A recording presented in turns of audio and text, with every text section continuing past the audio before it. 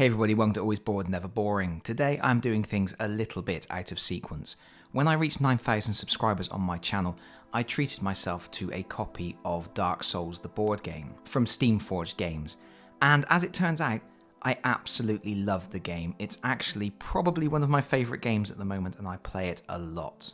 That being the case, when my birthday rolled around, one of the things I suggested people might want to get me was the expansions for the game, and in particular, the character expansion pack, which is what we're going to look at today. And that is why I say we are doing things a little bit out of order here, because really, I should have reviewed the board game on my channel first, but I haven't got around to it yet. There will be a full review at some point in the future. But I think all you need to know for now is I really enjoy the game, and I do not play with house rules. None of this double souls half sparks malarkey for me. And I'm one of the people who actually thought that there was quite a lot of variety in the core game. Although you don't get a lot of different enemies, the combinations of the enemies is what makes it interesting, because when you face a sentinel and an archer, it's completely different to facing a sentinel with some hollows. But if there's one thing that I really wanted to see more of in the core game, it was characters. So this character pack was an essential addition for me. It includes 6 characters, which actually completes the roster of 10 different character types that you can get in the Dark Souls video game. And of course, all of those characters come with starting equipment and transposed items, adding a lot of variety to the equipment deck. But then they also introduced 10 armour sets, so you get 10 miniatures, which represent different iconic armour sets from the video game series, along with 2 separate decks of item cards for those armour sets, which I will talk about in a moment. So really, quite a lot of stuff in this box. And I would say this character pack, along with the Explorer pack, which includes mimics, a couple of bosses, and some new enemy types, really does round out the core game experience. So while I don't have the Explorer pack yet, that is definitely going to be the next thing that I add to my collection. But now I'm talking about something else other than the character pack, and we're even more out of sequence, so let's try and get back on track and talk about this particular expansion. First of all, you get the rules leaflet. This is very small, it's only 8 pages. That's because there's not really a lot of new rules to deal with here. Really, the most important things are we get a little bit of fluff about the different characters. We get a really nice piece of artwork there. And then you get a page which explains what all the different symbols mean. So you have the new symbols for your 6 new characters. You have all the symbols there clearly explained, which is really nice. We have an image of the new armor sets. We will look at those in a moment. And then we just have 2 pages on how to incorporate these new armor sets and heroes into your games. Very, very simple, very straightforward. No new additional rules that you really have to worry about. It's just using the core game rule set to add extra variety. And on the back page there, a bit of a fan favorite. The first character we're going to look at here is the mercenary. I think the miniatures in the Dark Souls board game are pretty good. Obviously, they are not up to the standard of hard plastic miniatures that you cut off of frames and have to assemble, but for miniatures that come straight out of a box ready to play, I think they're pretty decent. There's some good detailing on them, some interesting poses. I'm happy enough with them, and I actually am going to paint them all, because I do like this game so much, I want to see it in full colour on the table. Each character, of course, comes with their own character board. The mercenary class is dexterity based, and the mercenary's one use special ability is Rapid Strike. It says once per spark during their activation, the mercenary may make an attack that costs 0 stamina, even if they already used that weapon during their activation. That's pretty powerful, gets that extra attack in. It's really good for when they're dual wielding as well, because you can potentially pop off 3 attacks, and still have some stamina left over for dodging if you need to. Looking at the mercenary starting items, it's pretty interesting because you get 2 sets of the sellsword twin blade, so you can dual wield right from the very start of the game. And these don't cost a lot of stamina to use. You can do a 1 black dice attack that doesn't cost any stamina at all. Or you can do the 2 black dice attack which costs 2 stamina, and of course you can attack with each weapon in your turn, so if you need to clear out a big group of scrubs, the mercenary's on the case. The mercenary also gets the sellsword armor, pretty standard armor. You get 1 black dice for physical resistance, magical resistance, and dodging. And you also get the wooden shield, which bizarrely only grants you a dodge dice. There are no actual defense dice on that shield. Every character gets 5 character class items which get added to the item deck at the start of the game, and then they get 5 transposed items which get added to the item deck when you defeat a mini-boss. I'm not going to go through all of these cards in detail because it would make the video incredibly long. I will just point out there is a really nice ring of favour. If you make 2 attacks in your turn, you gain 1 stamina at the end of your activation. That's pretty decent. Also, there are a couple of shields here which really are good upgrades from that wooden shield you start with. However, I would say my favourite item here is the Wolf Ring. The Wolf Ring says you can roll your dodge dice before you decide whether to dodge or block. That's really powerful. I know my dodge dice really do hate me, and quite often I just end up soaking damage because it's a safer bet. But if I can roll those dodge dice first and then say, actually, you know what, I'll take this one on the chin instead, I'm all for that. That's a really, really good item. Next up we have the Sorcerer, and this is one of the things I am most excited about with this character pack. There are a couple of magic based characters. In the core set you don't really get a dedicated magic user. The closest thing you have is the Herald, who starts out with some stamina regen stuff and can eventually do a little bit of magic, but we now have some characters that are magical based right from the start and can throw out some ranged magical attacks. So really excited to have the Sorcerer and the other magic users now. And here is the character sheet. No surprise to see that intelligence is where this character excels, can go all the way up to 40, so you can chuck out those big magical spells, and is weakest in strength. And this character's special ability is Spell Fury, which is really nice. It says once per spark, when the Sorcerer makes a magic attack, it gains unlimited range and its stamina cost is reduced by 3. That is huge. And the Sorcerer starts with the Mail Breaker, which is a decent close range weapon, the Leather Shield, which provides a little bit of magical resistance and a dodge, and then the Sorcerer's Catalyst, a nice ranged weapon that throws out some strong magical attacks. And then we have the Sorcerer's Robe, which gives us a base defense of 1 black dice, but also provides a blue dice in magical resistance. So that's a decent set of starting equipment. When I play a Sorcerer in Dark Souls 3 on the PlayStation, I tend to have my Catalyst in one hand and a straight sword in the other, and I think that's probably how I will play this character in the board game as well. You want to keep that Catalyst to hand for those ranged attacks. You don't need a shield if you've blasted everything to death before it gets to you. And of course our Sorcerer gets 5 items to add to the item deck and 5 transposed items for after killing a mini boss. Some good stuff here. I like the Farron Flash Sword because it's actually a weapon upgrade. It grants range and magic attacks to range 0 attacks for that weapon. And also we have one of the spells that I really enjoy in the video game, the Soul Greatsword, which can chuck out magical attacks at range 1 with 2 orange dice, which is really good.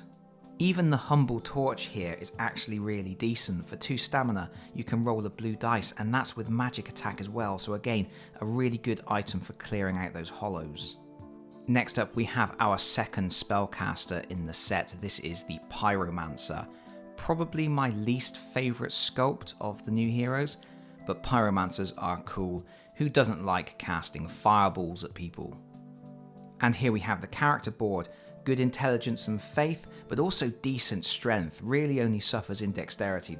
But unfortunately, the one use power that this character has is, I think, a little bit weak. It's called Explosive Firepower. It says once per spark, when the pyromancer makes a magic attack, it gains 1 black dice.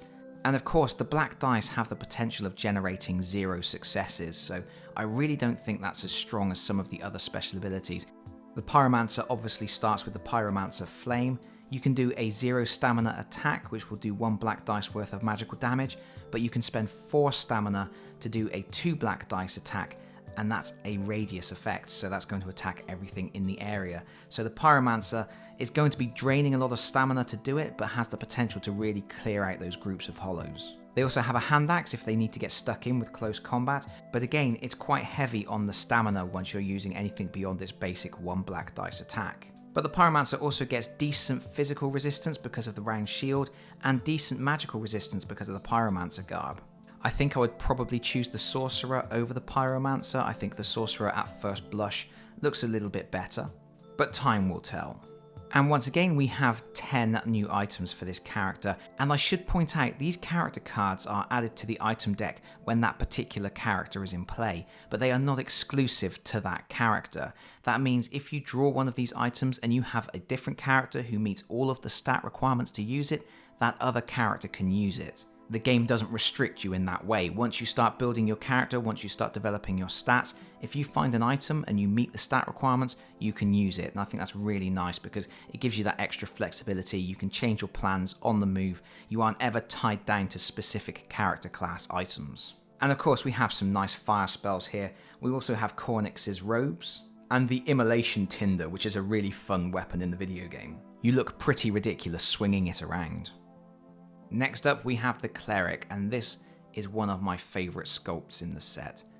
Not a particularly exciting or dynamic pose or anything, I just think it's really nice detailing. I like the shield. It's a nice one. And here's the cleric board. As you would expect, faith is really high, starts at 16, goes all the way up to 40, but also strength is good, starts at 12, caps at 37, so the cleric can really start swinging those big heavy hammers and maces if they need to. Lowest stat is intelligence, caps out at 30, but when you're throwing around miracles and hitting people with hammers, who needs to be clever? The one-time use per spark ability is Keep the Faith, and this is a good one. Once per spark during your activation, the cleric may use Keep the Faith. When she does, each character within range 1 removes 2 red cubes from their endurance board.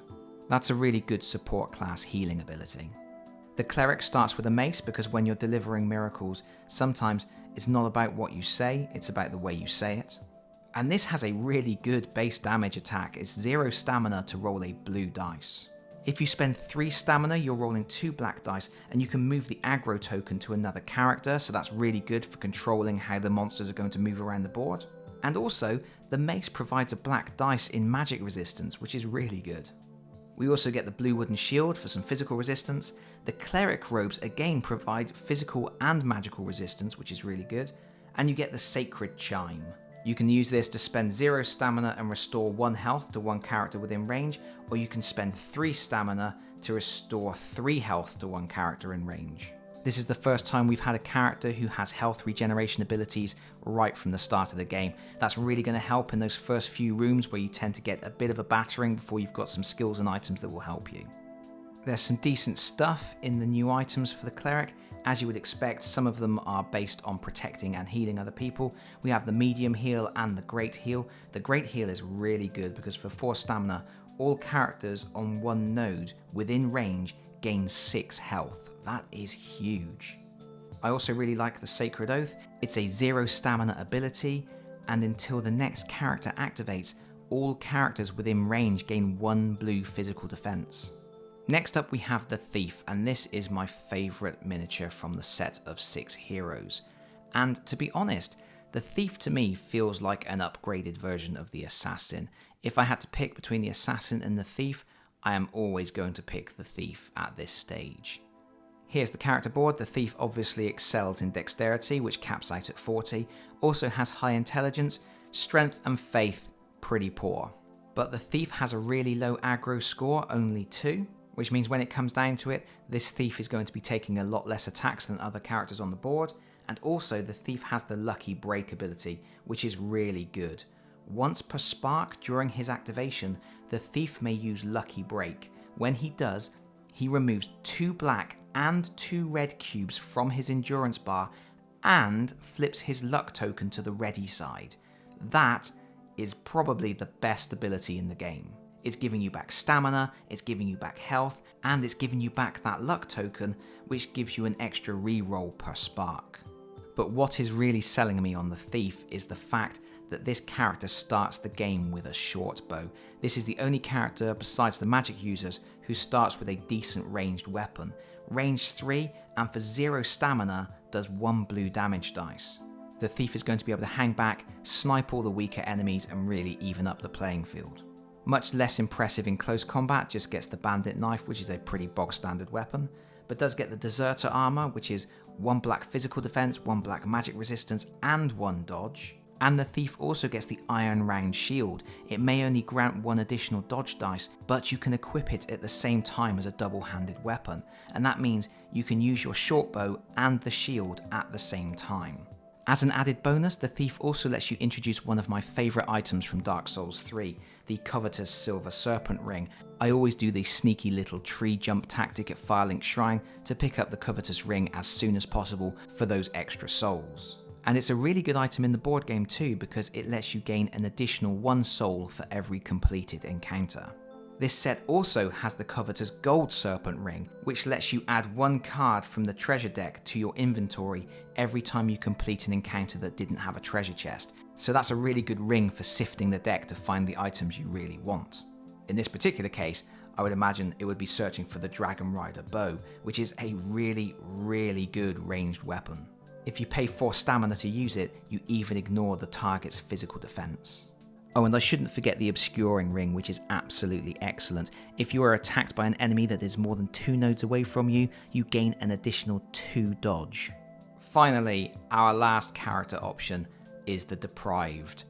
Our poor, almost naked chap, who's going to have a bad time of it at the start of the game, but who is very quickly going to become absolutely awesome in whatever he chooses to do with his life.